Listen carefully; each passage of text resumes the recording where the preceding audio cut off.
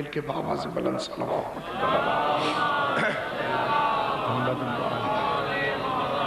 اعوذ باللہ السمیع العلیم من الشیطان اللعین الرجیم بسم اللہ الرحمن الرحیم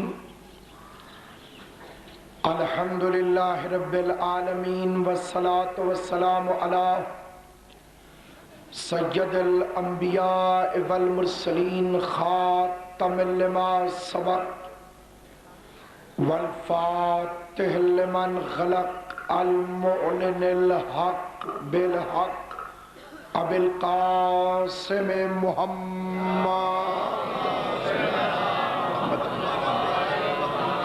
و اہل بیتہ الطیبین الطاہرین المعصومین المنتجبین المظلومین الذین اذهب اللہ عنہم الرجس وطہرہم تطہیرا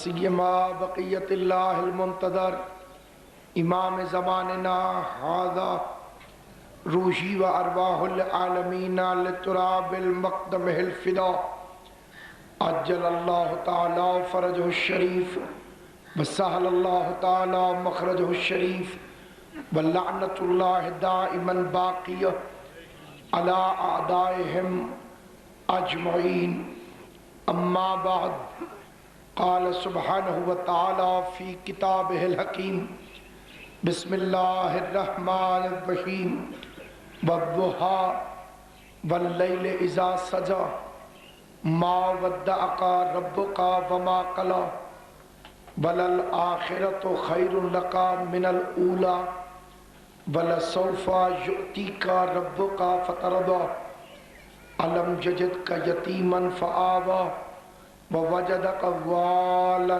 فہدی ووجدک عائلا فأغنی فأما الیتیم فلا تقہر وأما السائل فلا تنہر وأما بنعمت ربک فحدث مل کے صلوات پڑھ لے محمد و آل محمد محمد و آل محمد سن 1428 ہجری کا چاند حسین کی عظمت کو بیان کرتا ہوا غروب ہو گیا اور 1429 کا چاند عظمت حسین کا علم لے کر پیغام ذکر حسین کی اطلاع لے کر افق عالم پر طلوع ہو گیا۔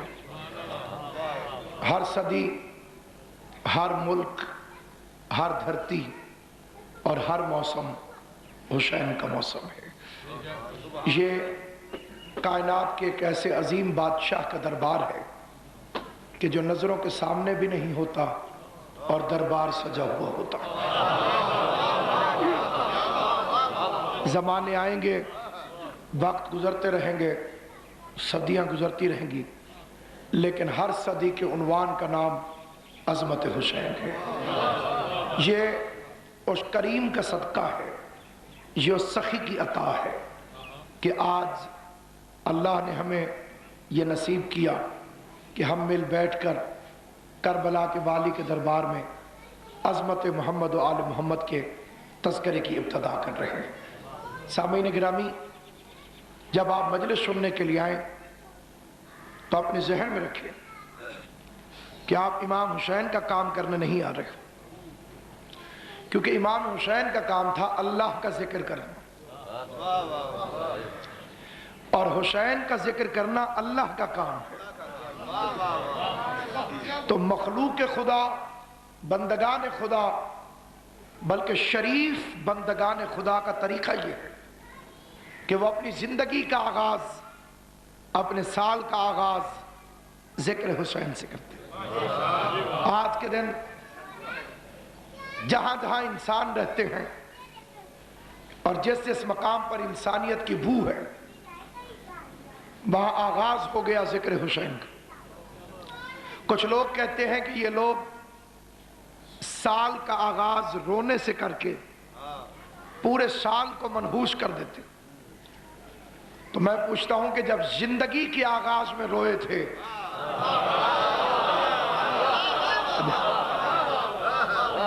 کہ سامعین گرامی، بیٹا عام مسلمان کے گھر پیدا ہو یا مولوی کے گھر، آغاز رونے سے کرتا ہے، اور اگر وہ نہ روئے تو پھر گھر والے روتے ہیں کہ یہ زندہ نہیں، کیونکہ رونا زندگی کی علامت ہے۔ جہاں رونا نہیں وہاں زندگی نہیں، لیکن بے محل رونا یہ جاہلوں کا طریقہ ہے۔ اگر کوئی برمحل روئے تو یہ آنسو وہ آنسو ہے جس کی قیمت معاشر کے میدان میں نبی نہیں عطا فرما سکیں گے۔ ان 10 دنوں کے لیے عنوان سخن کے طور پر میں نے اپنی طالب علمانہ طور پر آپ کے سامنے قرآن مجید کی سورہ مبارک والضحیٰ کی 11 آیتوں کی تلاوت کی ہے، جس میں پروردگار عالم گفتگو کا آغاز 2 قسموں سے کر رہا ہے۔ والضحیٰ، مجھے روشن دن کی قسم، واللیل اذا سجا، اور رات کی قسم کہ جب وہ چھا جائے۔ لیکن یہ قسم کہتے کسے؟ قسم کا مطلب ہے گواہی۔ قسم اٹھاتا تو ہر کوئی ہے، معنی سے کوئی واقف۔ قسم کا مطلب ہے گواہی۔ اللہ کی قسم، کیا مطلب؟ اللہ گواہ۔ قرآن کی قسم، قرآن گواہ۔ اگر میں کہہ دوں آپ کی حیرانی کی قسم تو آپ کی حیرانی گواہ ہے۔ اللہ نے قرآن مجید میں 82 قسمیں کھائی، اور 82 قسمیں کھا کر اس نے 9 قسمیں ایسی کھائیں جس کے شروع میں کہتا ہے میں قسمیں نہیں کھاتا مگر کھا رہا ہوں۔ اور سب سے بڑی قسم ہے اللہ کی قسم۔ سنی سے پوچھو، شیعہ سے پوچھو، اپنے سے پوچھو، پرائے سے پوچھو، اسے کہتے ہیں قسم جلال۔ یہ وہ قسم ہے کہ جس کا کفارہ ہے، یہ وہ قسم ہے کہ روزے کی حالت میں سچی کھانے سے بھی منع کیا گیا۔ سب سے بڑی قسم ہے اللہ کی قسم۔ اب ہم نے مل کے مخلوق سے پوچھا کہ قسم سب سے بڑی کون سی ہے، تو جواب آیا اللہ کی قسم۔ اور جب قرآن میں اللہ کو دیکھا تو اللہ قسم کیا کھاتا ہے؟ فلا اقسم بمواقع النجوم انہ لقسم لو تعلمون عظیم۔ مجھے اس چوکھٹ کی قسم جہاں ستارے نازل ہوتے ہیں۔ اجرکم اللہ۔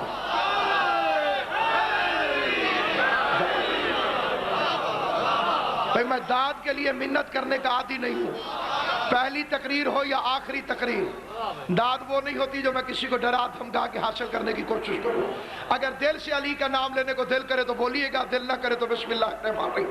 میں دونوں صورتوں میں راضی ہوں۔ داد نہ دینے کے ارادے سے بیٹھنے والا بھی بیٹھتا توجہ سے ہے، کیونکہ اسے توجہ کرنی ہوتی ہے کہ میں نے نہیں بولنا۔ مجھے اس چوکھٹ کی قسم جہاں ستارے نازل ہوتے ہیں۔ کائنات میں بطول کی چوکھٹ کے علاوہ کوئی چوکھٹ بنی ہی نہیں ہے جہاں پر اللہ کے ستارے نازل ہوتے ہوں۔ پتہ چلا بندے قسم کھائیں تو اللہ کی قسم کھاتے ہیں، اللہ قسم کھائے تو زہرا کی چوکھٹ کی قسم کھاتے ہیں۔ اور پھر کہتا ہے کہ یہ بڑی عظیم قسم ہے جس کی چوکھٹ کی قسم عظیم ہو۔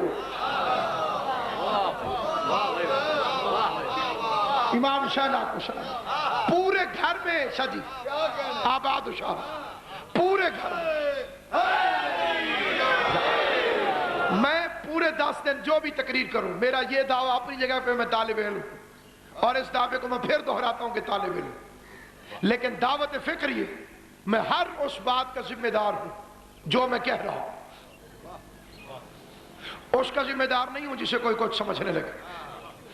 اپنی تقریر کے متعلق، میرے موضوع کے متعلق جتنے سوال آپ کے ذہن میں ہیں، آپ جتنی دفعہ چاہیں اتنی دفعہ کر سکتے ہیں، اس لیے کہ ہم ابو جہل کے بھیکاری نہیں ہیں، باب مدینۃ العلم کے پجاری۔ آپ اپنے اہل سنت بھائیوں کو لے کر آئیے، نہ انہیں داد کے لیے مجبور کروں گا، نہ ان کی دل آزاری کی کوشش کروں گا، اس لیے کہ جو اس مجلس میں آ جاتا ہے وہ بانیوں کا مہمان نہیں رہتا۔ اگر کوئی جاہل یہ سمجھے کہ یہ بانی مجلس کا مہمان ہے تو بے وقوف ہے، ذاکر کا مہمان نہیں، وہ مہمان ہو جاتا ہے حسین ابن علی کا، اور امام حسین دلوں کو توڑنے کی اجازت نہیں دیتا۔ جو مجلس سننے آتا ہے وہ غریب زہرا کا مہمان ہے، جو مجلس پڑھنے آتا ہے وہ امام حسین کا نوکر ہے۔ اگر مہمان غلطی کرے تو معافی مل سکتی ہے، نوکر غلطی کرے تو معافی نہیں مل سکتی ہے۔ لہذا یہ دعوت فکر ہے کائنات آدم و عالم ہر ذی شعور کو، کہ جس کے شعور کے اندر محبت رسول ہے، جس کے شعور کے اندر احترام پیغمبر ہے، کیونکہ غم حسین کا مطالبہ شیعہ سنی سے نہیں ہے، انسان کو بیدار تو ہو لینے دو۔ بھئی تعزیت کا تعلق مذہب سے نہیں ہوتا، عبادت کا تعلق مذہب سے ہے۔ ہندو مندر میں جائے گا، عیسائی چرچ میں جائے گا، مسلمان مسجد میں جائے گا، لیکن ہمسائے میں ہندو رہتا ہو، اس کا بیٹا مر جائے تو اب مسلمان بھی جائے گا۔ یہ کیا چیز لے گئی؟ اسے کہتے ہیں انسانیت۔ جہاں کہیں بھی انسانیت ہوگی وہاں افسوس ہوگا۔ تو اللہ نے محرم بنایا ہی اسی لیے ہے تاکہ حیوان الگ ہو جائے اور انسان الگ ہو جائے۔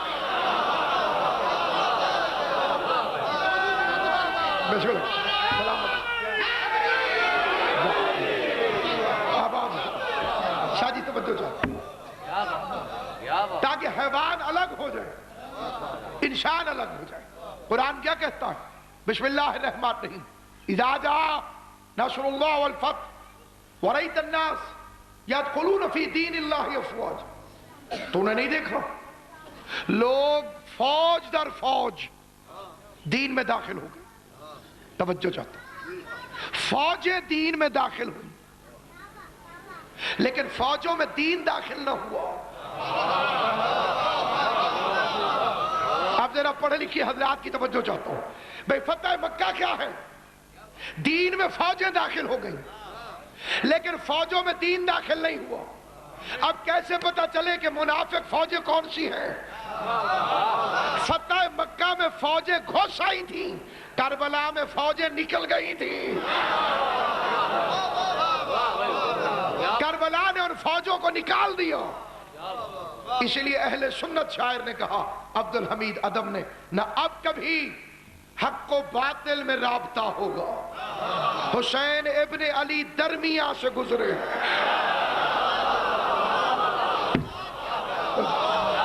بطول کے لال نے حق و باطل کا امتیاز کر دیا۔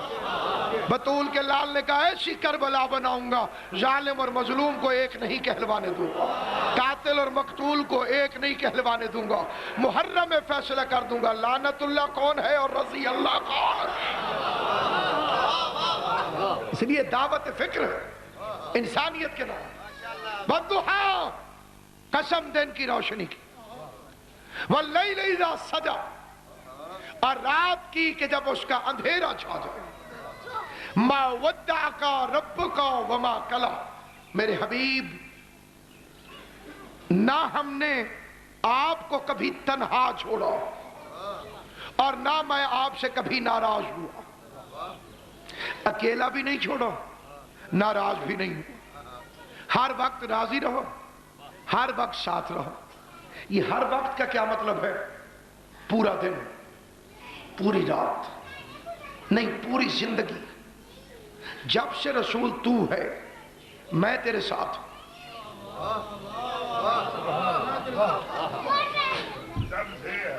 جب سے تو رسول ہے میں تیرے ساتھ ہوں۔ آپ کا بچہ رات کو دیر سے گھر واپس آیا، اچھا پہلے تو نہیں آتے تھے، اب بچے دیر سے آتے ہیں۔ اچھا پہلے گھر والے پوچھتے تھے کہاں سے آ رہے ہو، سیدہ پوچھتی تھی حسن کہاں سے آ رہے؟ اما مسجد میں گیا تھا، کیا سنو؟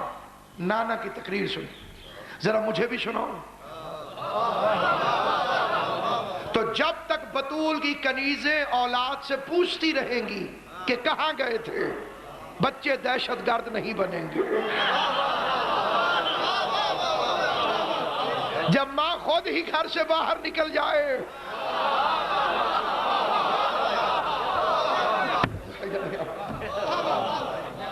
میں نے تو تمہید میں بھی آپ کا وقت ضائع نہیں، بھئی جو اماں خود گھر سے باہر نکل جائے، اب اس کے بچے دہشت گرد نہیں ہوں گے تو اور کیا ہوگا؟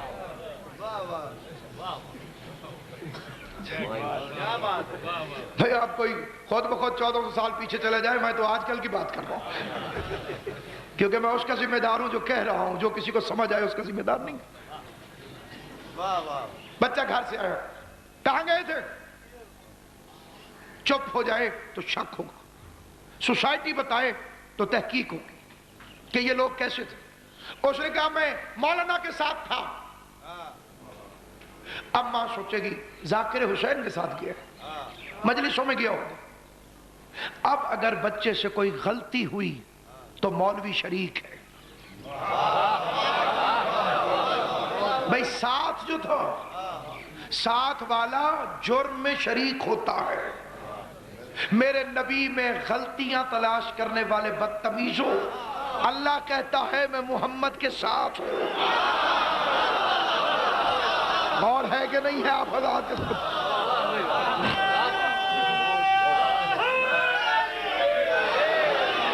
میں ابھی تو عنوان کا تعارف کروانا چاہتا ہوں۔ بھئی اللہ نے کہا، قرآن ہے، روایت تو میں نے ابھی ایک بھی نہیں پڑھی، آیت ہے۔ اللہ کہتا ہے میں اپنے حبیب کے ساتھ ہوں، غلطی ہوئی تو اللہ بھی شریک ہے۔ بھئی جا کے دیکھو، نوجوان انٹرنیٹ پہ بیٹھتے، اس میں پنجاب حکومت کی ویب سائٹ نکالو، اس میں آگے قرآن مجید نکالو، قرآن مجید کا پھر اردو کا ترجمہ نکالو، اور آگے لکھا ہوا ہے انڈیکس کے اندر آپ صلی اللہ علیہ وآلہ وسلم کے گناہ، نیچے مولوی نے ترتیب دی ہوئی ہے۔ اللہ کہتا ہے میں حبیب کے ساتھ ہوں، اعلان کرے تب بھی ساتھ ہوں، اعلان رسالت نہ کرے تب بھی ساتھ ہوں۔ جب یہ کسی کے احترام میں کھڑا ہو جائے میں ساتھ ہوں، کسی کو اپنے کندھوں پہ اٹھا لے میں ساتھ ہوں، کسی کو قومونی کہہ کے نکال دے، توحید اور رسالت کا ہر فعل مشترکہ۔ پھر آگے فرماتا ہے وَلَا سَوْفَ يُعْطِيكَ رَبُّكَ فَتَرْضَىٰ، ان قریب تیرا رب تجھے ایک ایسی چیز عطا فرمائے گا کہ میرے حبیب تو راضی ہو جائے گا۔ کائنات قربان کرو، کسی کو تھوڑے پیسے دو نا، اس کے بنتے زیادہ ہوں، تھوڑے دیں تو اسے ساتھ کیا کہتے ہیں؟ اگلی دفعہ راضی کروں گا۔ اللہ حبیب سے کہتا ہے میں دوں گا تو راضی ہو جائے گا۔ پتہ چلا اب تک جو کچھ اس نے نبی کو دیا، نبی بڑا تھا چیزیں تھوڑی تھی۔ سلامت رہے آباد۔ بھائی رسول کو کیا دیا؟ نبوت دی، کہاں چھوٹی ہے؟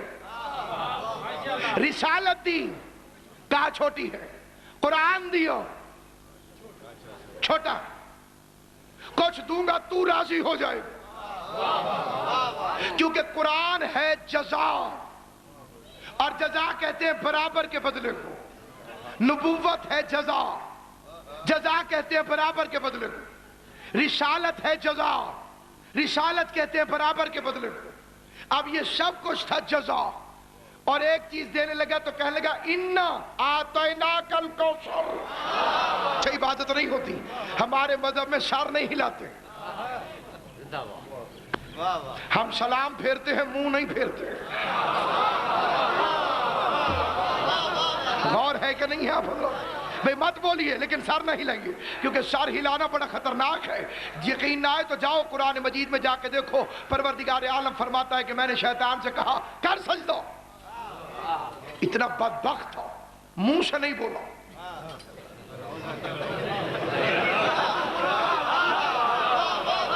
میں لاؤڈ سپیکر پر ممبر پہ بیٹھ کے کہہ رہا ہوں, منہ سے نہیں بولا. کیا کرنے لگا؟ ابا. یہ ابا کا مطلب کیا؟ میں نے ایک بچے سے کہا بچے پانی دو, اس کا نہیں پلاتا. ایک یہ جواب. اور میں نے کہا پانی پینا. قرآن مجید کی عزت کی قسم, اپنے مرضی کے عالم سے ابا کا ترجمہ پوچھو. ابا واستکبر وکان من الکافرین. اللہ کہتا ہے سجدہ کر, تکبر سے کہتا ہے. اللہ نے بھی قسم کھا لی, جو میرے سامنے ایسے کرے گا شیطان نہ بنا دوں تو مجھے اللہ نہ ابا واستکبر وکان من الکافرین. یہ تو تھا ہی کافروں میں سے, تھا ہی کافروں میں سے. اللہ کیا فرماتا ہے؟ میں دوں گا تجھے, تو راضی ہو جائے گا. قرآن جزا, کوثر عطا. عطا کسے کہتے ہیں؟ عطا کہتے ہیں وہ چیز کا دے دینا جو لینے والے کی حیثیت سے زیادہ ہو. پھر فکرہ بدل دو, اس کی بنتی نہ ہو, حق کے برابر دینے کو کہتے ہیں جزا. چلے میں مثال دے دیتا ہوں. مزدور کو بلایا, امام بارگاہ صاف کر دو. اسے پیسے طے کیے 100 روپے, کام کر کے جانے لگا, اسے 100 روپے دے دیے. یہ جزا ہے. 100 طے ہوئے تھے, 100 دے دیے. اسے کیا کہتے ہیں؟ جزا. کام سے خوش ہو کے 10 روپے اور دے دیے, اسے کہتے ہیں عطا. یہ 10 روپے اس کے بنتے نہیں تھے. یہ تو دنیا کی کسی زبان میں جا کے ترجمہ کرانا تو نتیجہ یہی نکلے گا. جزا عطا لغت نہ سنی ہوتی ہے, نہ شیعہ ہوتی ہے, نہ ملتان میں چھپتی ہے. جزا کہتے ہیں برابر کے بدلے کو, عطا کہتے ہیں استحقاق سے زیادہ کو. قرآن جزا, رسالت جزا, نبوت جزا, فاطمہ عطا. جس بندے کو اللہ نے زبان دی ہے اور ساتھ عقیدہ بھی دیا ہے, تسلیم کر قرآن چھوٹا ہے, زہرا بڑی ہے. ماں نبوت چھوٹی ہے, فاطمہ بڑی ہے. تسلیم کر رسالت چھوٹی ہے, زہرا بڑی ہے. جو بندے چپ کر گئے ایک منٹ میری طرف دیکھیں اور پھر فیصلہ کریں. نبوت ملی, محمد بیٹھا رہا. رسالت آئی, محمد بیٹھا رہا. قرآن آیا, محمد بیٹھا رہا. فاطمہ آئی, محمد اٹھ کر کھڑا.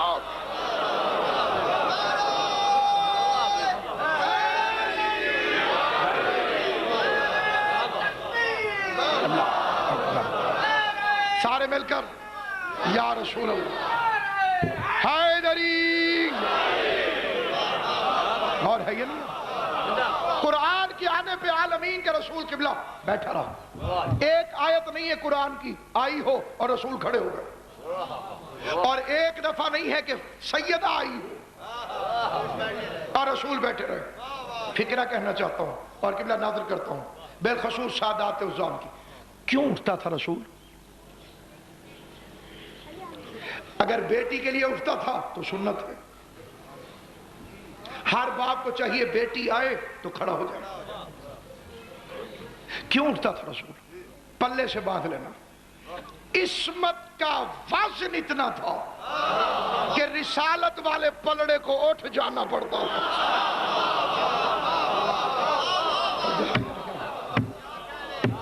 جسے سمجھ نہ آئے گھر جا کے اس فکرے پہ سوچے. جگر کے خون سے فکرہ نکال کے میں نے عرض کیا. پلہ عصمت کا وزن اتنا تھا کہ مرسل اعظم والے پلے کو اٹھ جانا پڑتا. ختم اور نبوت کو اٹھ جانا پڑتا تھا, آخری رسالت کو اٹھ جانا پڑتا تھا, سید الانبیاء کو اٹھ جانا پڑتا تھا. وَلَسَوْفَ يُؤْتِيكَ رَبُّكَ فَتَرْضَىٰ. میں ان قریب تجھے ایک ایسی نعمت عطا فرماؤں گا تو راضی ہو جائے گا. اور پھر احسان جتلانا شروع کر دی. احسان کرنا اچھی بات, جتلانا اچھی بات نہیں. روٹی کھلا دو اچھی بات ہے. چوک پہ کہہ دو یاد ہے جب تو بھوکا تھا میں نے تجھے روٹی کھلائی تھی, اچھی بات نہیں. لیکن اللہ ہو کر احسان جتلا رہا. الم یجدک یتیمن فآویٰ, جب تو یتیم تھا تو ہم تجھے پالتے رہے. اب یہ روایت ہوتی تو دنیا ہمیں پڑھنے ہی نہ دیتی. اللہ ہے, قرآن ہے اور فرمان ہے. الم یجدک یتیمن فآویٰ, تو یتیم تھا ہم نے تجھے پالا. ووجدک والن فہدیٰ, تو شہرت یافتہ نہیں تھا ہم نے تجھے مشہور کر دیا. ووجدک عائلن فأغنیٰ, پوری دنیا کے مولوی کہتے ہیں حضور غریب تھے. سلام اس پر کہ جس کے گھر نہ چاندی تھی نہ سونا تھا. سلام اس پر کہ ٹوٹا بوریا جس کا بچھونا تھا. سلام اس پر جو ایک ٹوٹے ہوئے کمرے میں رہتا تھا اور اس کے گھر کا پرنالہ بھی اندر ہی کو بہتا تھا. اور اللہ کیا فرماتا ہے, میرے حبیب تو غریب تھا ہم نے تجھے غنی کر دیا. مولویوں نے غربت کے افسانے گھڑے اور اس وقت زیادہ گھڑے کہ جب آواز آئی کہ امام حسن حسین کہہ بیٹھے ہمیں بھی سواری چاہیے. غریب گھر تھا, مفلسی تھی, جانور تو کوئی تھا نہیں حضور کے گھر میں, بھلا کہاں سے کوئی گھوڑا لے کر آتے. گھوڑا تھا نہیں, اونٹ تھا نہیں, پیغمبر کو مجبوراً اپنے کندھے جھکانا پڑے. اگر کوئی گھوڑا ہوتا تو اس گھوڑے پہ حسن حسین کو بیٹھا دیتے. خاموش, بے ادبی قرآن نہ کرو. رسول اللہ کے استبل میں وہ گھوڑے کھڑے تھے کہ جن کے سموں سے اٹھتی ہوئی مٹی کی قسمیں اللہ قرآن میں کہا. اسلامی تھا میرا نبی دشمنی حسنین میں گستاخ مصطفیٰ نہ بن. جی مجبوراً کندھوں میں بٹھایا. چلو نبی غریب تھا, یار تو امیر تھے. بندہ ہمسائے سے سائیکل مانگ نہیں لیتا. تو یہ کیسے عاشق تھے جو 2 گھنٹے کے لیے گھوڑا نہیں دے سکے. الم یجدک یتیما فآویٰ, میرے حبیب تو یتیم تھا ہم نے تجھے پالا. ووجدک والن فہدیٰ, ہم نے مشہور کیا. ووجدک عائلن فأغنیٰ, تجھے غریب پایا ہم نے غنی کر دی. 3 احسان جتلائے اور پھر 3 احسان جتلا کر 3 مطالبے کر دی. فَأَمَّا الْيَتِيمَ فَلَا تَقْهَرْ, تو یتیم تھا ہم نے تجھے پالا, کسی یتیم پہ غصہ نہیں کرنا. وَأَمَّا السَّائِلَ فَلَا تَنْهَرْ, اور اگر کوئی سوال کرے تو اسے جھڑکنا نہیں. یہ وہ اہم ترین مسئلہ ہے جو معاشرے کے اندر پیدا ہو چکا ہے. اس کا ہم نے فقیر کبھی خالی نہیں بھیجا, جھڑکیں دے کے بھیج.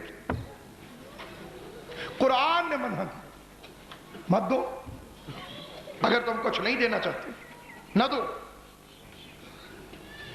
پیسے ہیں نہیں ہیں, نہیں دینا چاہتے ہو نہ دو. جھڑکنے کا حق نہیں. نشئی کو نہیں جھڑک سکتے.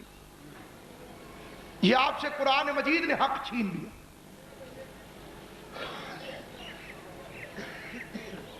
آپ کو نظر آ رہا ہے چرس پی رہا ہے, آپ کو نظر آ رہا ہے ہیروئن پی رہا ہے, بری چیز ہے, نشئی ہے, اسے تبلیغ کیجیے. جھنک نہیں سکتے.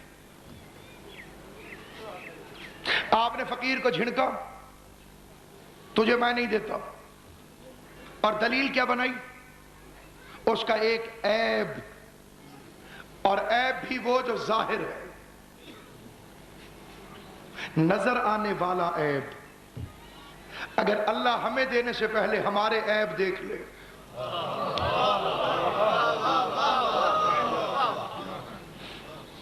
تو شاید ہم اگلی سانس کے بھی حقدار ہیں.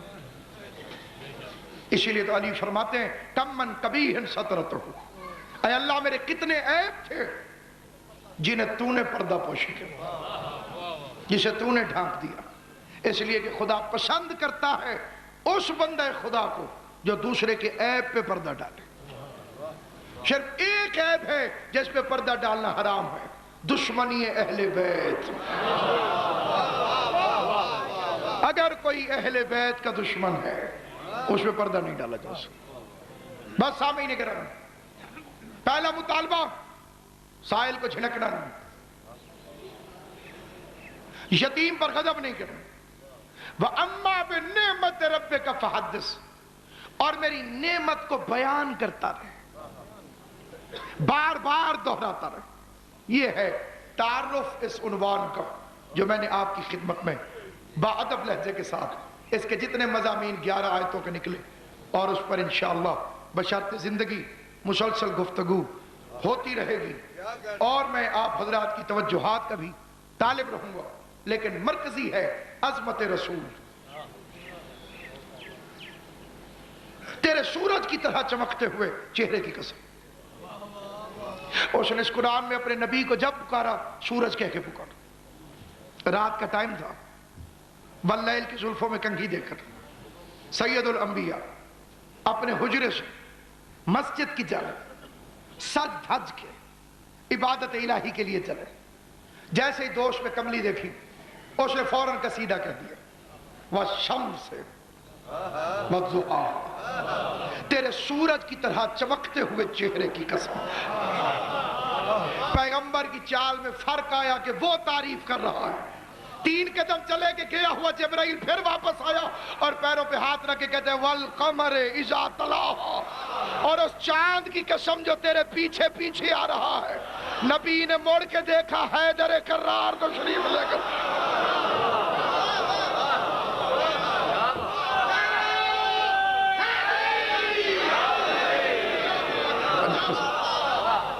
جس کے چہرے کی قسم خدا کو ہے۔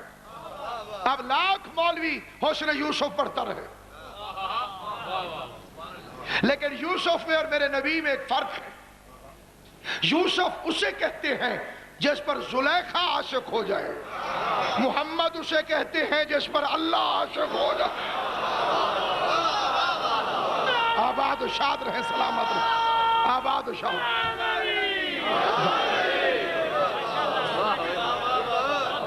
مصطفیٰ کی عظمت کیا ہے، مصطفیٰ کا مقام کیا ہے، مصطفیٰ کی بلندی کیا ہے، مصطفیٰ کی رفت کیا ہے۔ یہ تو ایک غلط شعر عام ہو گیا، حسن یوسف دم عیسیٰ ید بیزادہ آنچ خوبوں ہما دارند تو تنہا در۔ یوسف کا حسن، عیسیٰ کا دم اور ید بیزا، اس میں دیکھو نوکروں کی استعمال شدہ چیزیں مالک کے لیے عزت کا باعث نہیں بن سکتی۔ بولنا جسے بات سمجھ میں آ رہی۔ بھئی یوسف کا حسن میرے نبی کے پاس نہیں ہے، اللہ نے حسن مصطفیٰ کی خیرات بانٹی۔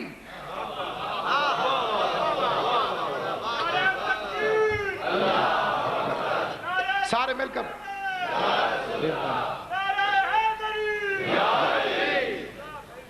اللہ نے اس کی خیرات کو تقسیم کیا، تو نبی آ کر خیرات لے گئے۔ وہ خیرات بٹی میرے نبی کے صدقے میں۔ ابھی یوسف تھا ہی نہیں، آؤ چلو خود زلیخا سے پوچھ لیتے کہ یوسف حسین ہے یا مصطفیٰ۔ یاد رکھنا زلیخا اس مجرم کا نام ہے جس کے خلاف FIR قرآن میں کٹی ہوئی ہے۔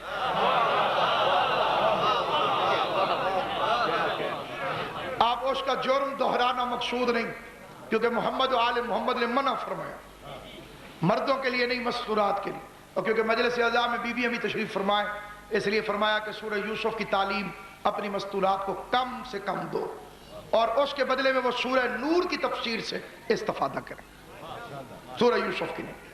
بڑا طویل واقعہ ہے، آداب منبر کو مد نظر رکھتے ہوئے قرآن ہی کی آرزو سے وارث کرنا چاہتے ہیں۔ زلیخا نے کسی کی بیوی ہوتے ہوئے حضرت یوسف علیہ السلام پر حملہ کرنا چاہتے ہیں۔ جو چیزیں برائی کراتی ہیں وہ 3 ہیں: تنہائی، اکیلا ہو انسان گناہ پہ تل جاتا۔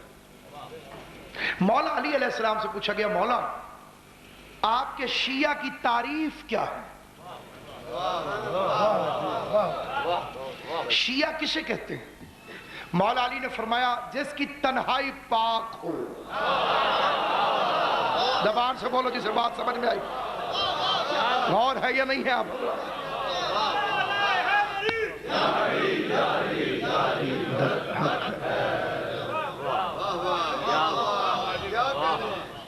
اس لیے ہم محب ہیں، شیعہ نہیں. دعا مانگنی چاہیے معبود ہمیں امیر المومنین کے شیعوں جیسے عمل کرنے کی توفیق عطا فرمائے. علی فرماتے میرا وہ ہے جس کی تنہائی پاک ہوتی. مجمع عام کے سامنے متقی بننا آسان ہے، تنہائی میں جب کوئی نہ دیکھ رہا ہو اس وقت تو سلو لگانا مشکل ہے. تنہائی گناہ پہ اکساتی، حسن گناہ پہ اکساتا ہے، جوانی گناہ پہ اکساتا ہے. پھر سن لیجئے، جوانی، تنہائی، حسن. یوسف کے پاس تینوں موجود تھیں. جوانی بھی تھی، حسن بھی تھا، تنہائی بھی تھی، لیکن یہ تینوں مل کر ایک معصوم کا کچھ نہ بگاڑ سکے.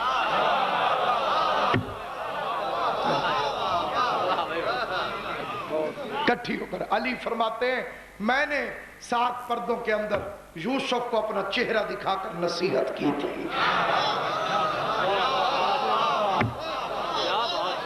میں نے نصیحت کی تھی. یوسف داڑے. زلیخا نے بھری پنچایت میں جھوٹ بولا. پورا واقعہ پڑھنا مقصود نہیں. نتیجے میں 7 سال تک حجت خدا جیل میں رہی.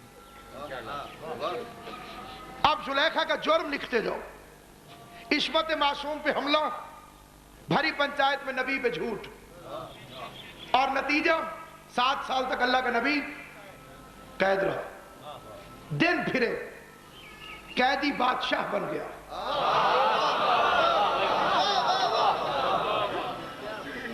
زندان کے قیدی کے پاس خزانہ ہے مصر کی چابی آئی.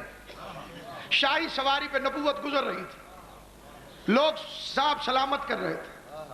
ایک بوڑھی نے سلام کرنا چاہا، دھکا ملا اور پیچھے چلی گئی. وقت بنانے کی کوشش کرنے لگی، جگہ بنانے کی کوشش کرنے لگی، کوئی قریب نہیں آنے دیتا تھا.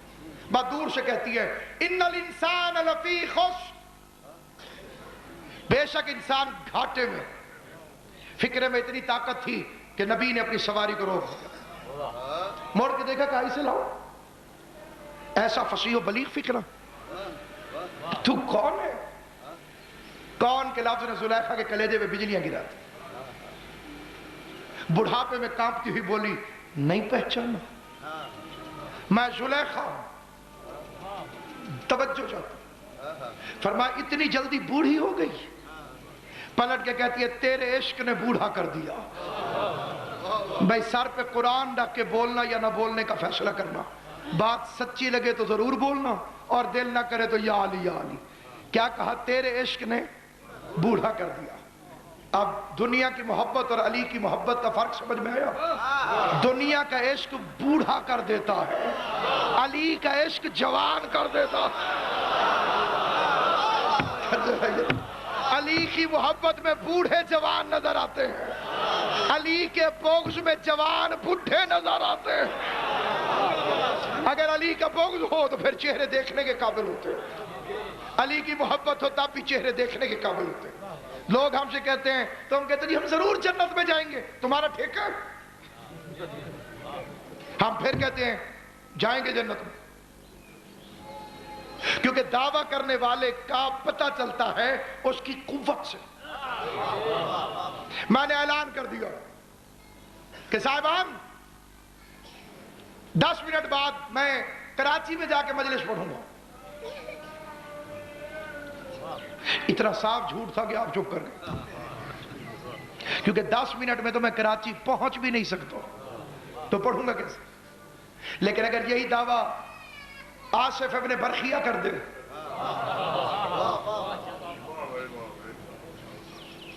کہ میں 10 منٹ بعد، وہ 1 سیکنڈ بھی کہے تو ماننا پڑے. یاد ہے نا آصف ابن برخیہ، وہ پلک جھپکنے سے پہلے ملکہ بلقیس کا تخت بنوانے والا. تو دعویٰ کرنے والا مضبوط ہو تو یقین کرنا پڑتا ہے. یہ شیعوں کا دعویٰ نہیں ہے کہ ہم جنت میں جائیں گے، یہ جنت کے مالکوں کا دعویٰ ہے، ہم انہیں لے کر جائیں گے. تو جو ہے یا نہیں آئے.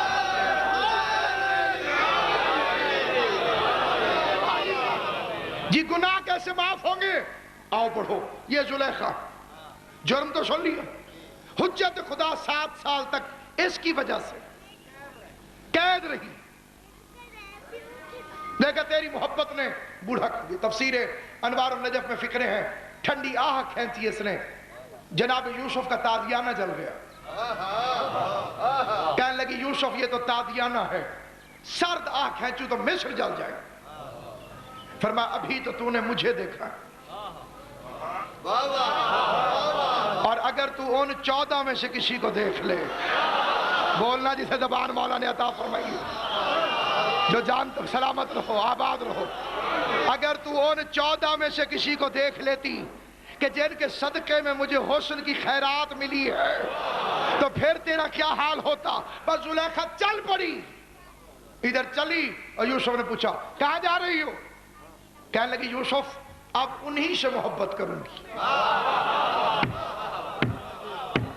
اب میں انہی سے محبت کروں گی، انہی سے. فرمایا دیکھا نہیں تو محبت کیسی؟ فرمایا جنہیں تجھ جیسا حسین حسین کہہ رہا ہو وہ حسین نہیں ہوں گے تو اور کیا ہوں گے. ادھر زلیخا کی زبان پہ یہ فکرے آئے اور ادھر جبرائیل معافی نامہ لے کر نازل ہوا. کہنے لگا یوسف اس نے 14 سے غائبانہ محبت کی ہے. اللہ کہہ رہا ہے جوانی میں پلٹاتا ہوں، نکاح کی تیاری تو.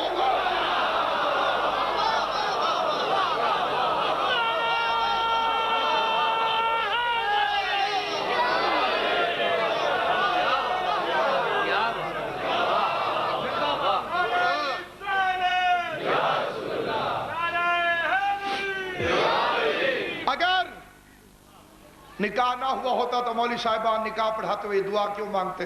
مالک دولہ دلہن میں وہی محبت قائم فرما جو یوسف و زلیخا کے درمیان تھی. اگر یہ پہلے والی محبت ہو تو وہ حرام ہے. یہ بعد میں نبی کی زوجہ بنی.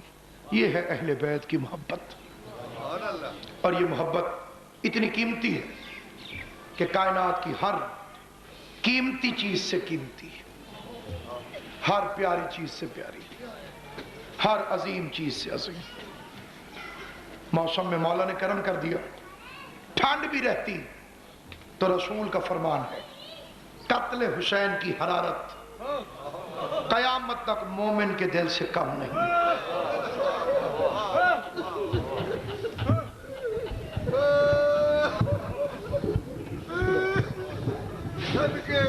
غریب کو رونے کا موسم آ گیا.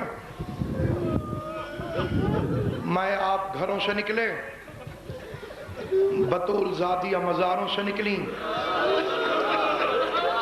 فاطمہ زہرا جنت البقیع سے نکلی. رسول نے مدینہ چھوڑا، علی نے نجف چھوڑ دیا.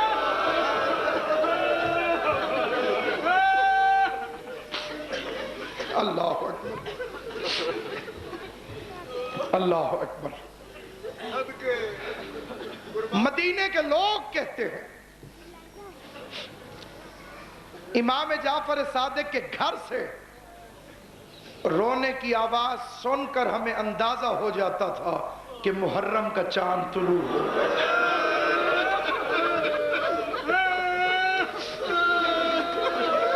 اجرکم علی اللہ، اجرکم علی اللہ، جعلکم اللہ من الباب.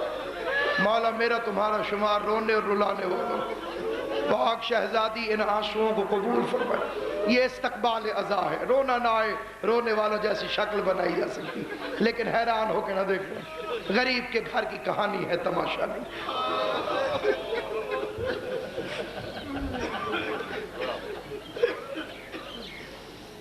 میرے قبلہ و کعبہ سید الذاکرین بابا سید الطاف حسین شاہ صاحب مجلس عزا میں تشریف لے آئے ہیں. میں ان کو تعزیت پیش کرتا ہوں ان کے جد غریب کی، بے جرم و بے خطا شہادت.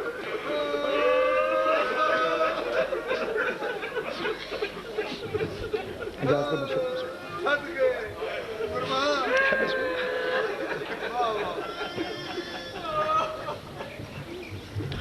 سلسلہ کو خصوصاً اور ہر سید کو کوشش کرنا ان 10 دنوں میں کہہ کہا مار کے نہ ہنسنا. کوئی سید ملے اسے تعزیت پیش کرو. زیادہ سے زیادہ امام حسین کی مجلس میں جاؤ.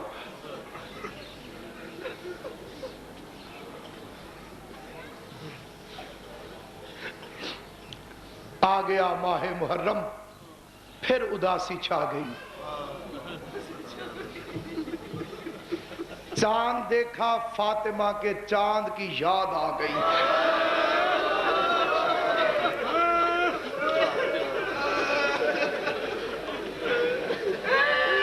اجرکم اللہ اجرکم. آ گیا ماہ محرم پھر اداسی چھا گئی.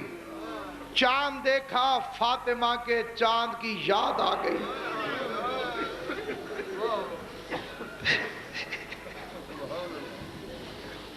پھر میں اگلا شعر پڑھنے کی کوشش کر رہا ہوں, مجھے جرت ہو جائے میں پڑھوں سادات کو پرسہ دینے کے لیے.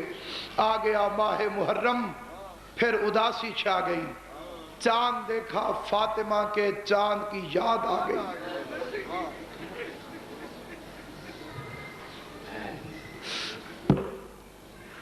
فاطمہ کو خواب میں زہرا نے دیکھا بے ردا. فاطمہ کو خواب میں زینب نے دیکھا بے ردا. خواب کی تعبیر عابد کا کلیجہ خواب.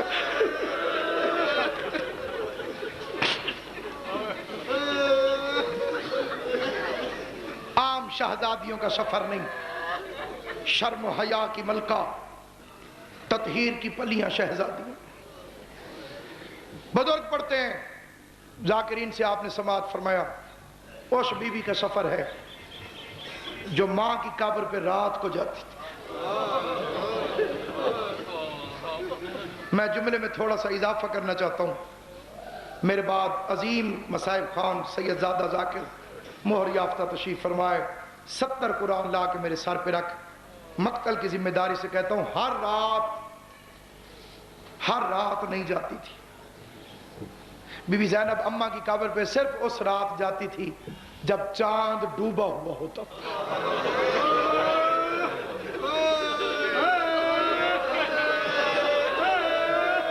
مصائب کا تعلق سمجھنے کے ساتھ ہے. لفظوں سے کوئی نہیں روتا, معرفت سے روتا. لفظ وہی ہیں جو 1400 سال سے پڑھے جا رہے ہیں, قیامت تک پڑھے جاتے رہیں گے. جتنی معرفت بلند ہو, جتنا شبیر سے تعلق زیادہ ہو, اتنا غریب کو انسان روتا ہے. مختصر مصائب آج پڑھوں گا, کل سے انشاءاللہ تفصیل عرض کروں گا. جب چاند ڈوبا ہوا ہوتا, سیدزادہ جب بادلوں میں چھپا ہوا ہوتا, یا اماوس کی راتیں ہوتی یا پہلی کی راتیں ہوتی جب چاند جلدی چھپ جاتا ہے, اس وقت کہتی بابا آج چاند نہیں ہے, آج بادل چھائے ہوئے ہیں, آج رات اندھیری ہے, آج ہاتھ کو ہاتھ سجھائی نہیں دیتا, اماں کی بڑی یاد آ رہی ہے. اگر محسوس نہ کر مجھے ماں کی قبر پہ لے جاؤ. علی سارے بیٹوں کو اکٹھا کر کے درمیان میں زینب عالیہ کو لے کر دروازے جنت البقیع پہ آتا, بیٹوں سے کہتا تم بہن کو لے کے دروازے پہ کھڑے ہو جاؤ. علی دوڑ کے جنت البقیع میں جاتا. اب سمجھے گا وہی جو میری طرف توجہ کر رہا ہے. اندر جانے کے بعد علماء لکھتے ہیں علی دوڑ پڑتے, جس قبر پہ چراغ جل رہا ہوتا علی بجھا دو, کہ کہیں چراغ کی روشنی میں کسی کی نظر زینب کے قد پہ نہ. ماتم کرنا, ماتم کر کے اجرکم علی اللہ, اجرکم علی. شیعہ ہو یا سنی,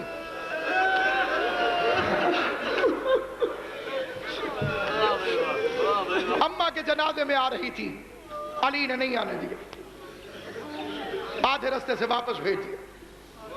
28 رجب کو قافلہ چلا. راوی کہتے ہیں ہر بی بی کو اس کے قریبی نے سوار کیا. میں مقتل کی ذمہ داری سے ایک لفظ کا ذمہ دار ہوں. فضائل سے زیادہ خطرناک ہے مصائب, مالک خود سماعت فرما رہے ہیں. میں بڑی ذمہ داری سے جو کتاب میں پڑھا ہے وہی فکر عرض کرنا چاہتا ہوں. ہر بی بی کو اس کے قریبی نے سوار. جناب اکبر آئے, بی بی لیلا کو سن. جناب قاسم آئے, ام فرما کو سن. جب ہر بی بی سوار ہو گئی, کالی کناتیں لگی ہوئی تھی, بازار بند تھے. آخر میں ملکہ عالیہ سوار ہے, شہزادی زینب عالیہ. بی بی ام البنین فرماتی ہے بی بی زینب کے سفر کا اثر اتنا تھا, حسین کا امامہ کھول کے گردن میں. غریب زہرا نے دروازے پہ کھڑے ہو کے اشارہ کیا, اشارہ ملتے ہی دوڑ کے عباس گھوڑے پہ بیٹھا.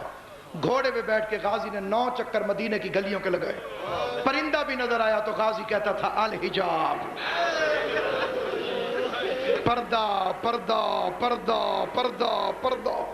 وہ آ رہی ہے جس کی ماں کا جنازہ رات کو اٹھا. علی کی بیٹی نے چلنا شروع کیا, دایاں ہاتھ زین العابدین نے پکڑا, بایاں ہاتھ قاسم نے پکڑا امام حسن کی جگہ پر.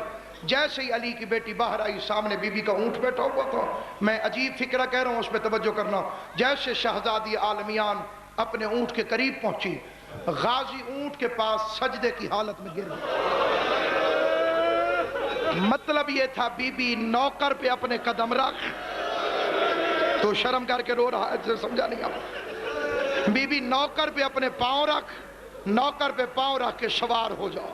عباس جھک گیا, زین العابدین نے دایاں بازو پکڑا. حسن کی جگہ پہ قاسم آیا, اس نے بی بی زینب کا بایاں بازو پکڑا. علی اکبر نے محمل کا پردہ اٹھایا. حسین نے سورہ یاسین کی تلاوت کرنا شروع کر دی. اس رنگ میں جیسے شریف قاری قرآن کو رحل کے اندر رکھتا ہے, بنی ہاشم نے اکٹھے ہو کر, جس کا پتھر کا دل نہیں ہے, اس انداز میں بی بی زینب عالیہ کو محمل میں بٹھایا. ادھر محمل کا پردہ جھکا. جتنی دیر میں بی بی زینب کا اونٹ کھڑا ہوا, حسین دوڑ کر اپنے اونٹ پر بیٹھ گئے, اپنے گھوڑے پر بیٹھ گئے. سجاد دوڑ کے اپنے گھوڑے پہ بیٹھ گئے. محمد باقر دوڑ کے باپ کے ساتھ بیٹھ گیا. اکبر اپنے گھوڑے پر, قاسم اپنے گھوڑے پر, اون اپنے گھوڑے پر. میری طرف دیکھنا. ادھر بی بی زینب کے اونٹ نے پہلا قدم اٹھایا. حسین کا گھوڑا دائیں آ گیا, غازی کا گھوڑا بائیں آ گیا, اکبر کا گھوڑا سامنے آ گیا, قاسم کا گھوڑا پیچھے آ گیا. 18 بنی ہاشم ننگی تلواریں علم بنا کے اٹھائی ہوئی, اور فکرہ زبان پر ایک الحجاب الحجاب الحجاب. یہ ہے 28 رجب, اور وہ تھی 11 محرم. ہاتھوں میں ہتھ کڑیاں, پاؤں میں بیڑیاں, سر پہ چادر نہ تھی.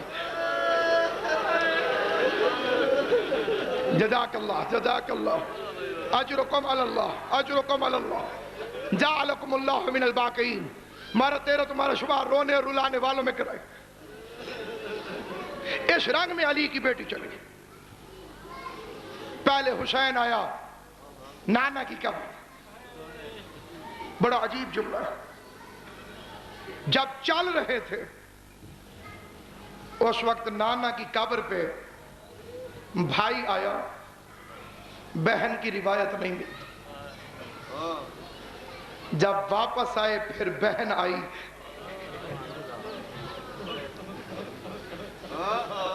نہیں, جاتے ہوئے بھائی قبر پہ گیا, آتے ہوئے بہن آئی. رسول کی قبر کو سینے سے لگایا, رو کے کہتے ہیں نانا تیری امت رہنے نہیں دیتی. بھول کے بھی نہ کہا کر حسین نے مدینہ چھوڑ دیا. حسین نے مدینہ چھوڑا نہیں, حسین سے مدینہ چھڑوایا. یہ کتے کے بچے زہر لے کر مدینے میں آ گئے تھے کہ جیسے حسن امیر کو زہر دے دی ہے, ویسے حسین غریب کو بھی زہر. یہ کہہ کے وہاں سے چلا گیا, اماں تیری قبر پہ اب چراغ جلانے کے لیے حسین نہیں آئے. رو رو کے میر انیس فرماتے ہیں ماں کی قبر پہ کہہ رہا تھا تم بھی لہو میں اپنا چمن دیکھنے چلو, اور زینب کے بازوؤں میں رسن دیکھنے چلو. جنگل میں دل کے ٹکڑوں کی بستی بسائے گا, اور نانا حسین اب نہ مدینے میں آئے گا. بعض حضرات کہتے ہیں کسی نے نہیں روکا. مقتل کے جملے 7 بندوں نے حسین کا رستہ روکا. جن 7 بندوں نے روکا, مختصراً 1-2 کا جملہ پڑھ کے میں قبلہ کعبہ کو منبر دے رہا ہوں. روکنے والوں میں سب سے پہلے جس نے آ کے امام کو روکا, عبداللہ ابن عباس روک رہا تھا. سارے چھوڑتا ہوں, مقصد پہ آؤں تاکہ 2 منٹ میں اجازت لے لوں. روکنے والوں میں ام البنین آئی, غازی کی ماں. دیکھ کے کہتی ہے رشتے میں میں بڑی ہوں, شریعت میں تو بڑا.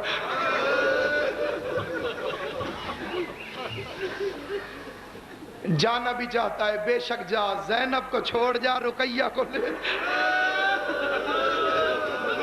شرم کر کے نہیں، جوان تو روتے ہیں، یہ تو رونے کا موسم ہے۔ تم نہیں رو گے تو کون روئے گا؟ حسین ابن علی۔ یہ ذاکر کے امتحان کا موسم نہیں ہے، یہ غربت کے امتحان کا موسم ہے۔ 10,000 کا مجمع جنازے میں ہو، سارے کے سارے نہیں روتے، روتا صرف وہی ہے جس کا کوئی تعلق۔ ایک اور روکنے آئی، اس بی بی کا نام ہے ام سلمہ، اسے حسین نانی کہہ کے پکارتے، نبی کی زوجہ ہے، ام المومنین ہے۔ پیروں پہ ہاتھ رکھ کے کہتی ہے، ہیں حسین ضرور جاؤ گے؟ فرمایا نانی تقدیر ہے، جاؤں گا۔ دیکھ کے کہتی ہے، پھر جدھر دل کرے ادھر جا، عراق نہ جاؤں۔ اس وقت سید رو کے کہتے ہیں، نانی عراق کیوں نہ جاؤں؟ رو کے ام سلمہ فرماتی، آدھی آدھی رات کو تیرا نانا مصلے پہ بیٹھ کے روتا تھا اور رو رو کے کہتا تھا، ہائے عراق، ہائے عراق۔ میں پوچھتی تھی، یا رسول اللہ عراق میں کیا ہے؟ تو رو کے کہتے تھے، میں ہر رات کربلا جاتا ہوں، کربلا میں میرا بچہ 3 دن کا بھوکا پیاسا بے جرم و بے خطا مارا جائے گا۔ ام سلمہ سے رخصت ہوئے، یا راستے میں بازو پکڑ کے قبر نبی پر آئی، کہا غازی ایک ہاتھ میرے سر پہ رکھ، دوسرا قبر رسول پہ رکھ، اور وعدہ کر جب تک تیرے بازو سلامت رہیں گے زینب کی چادر سلامت رہے۔ بس یا علم الذی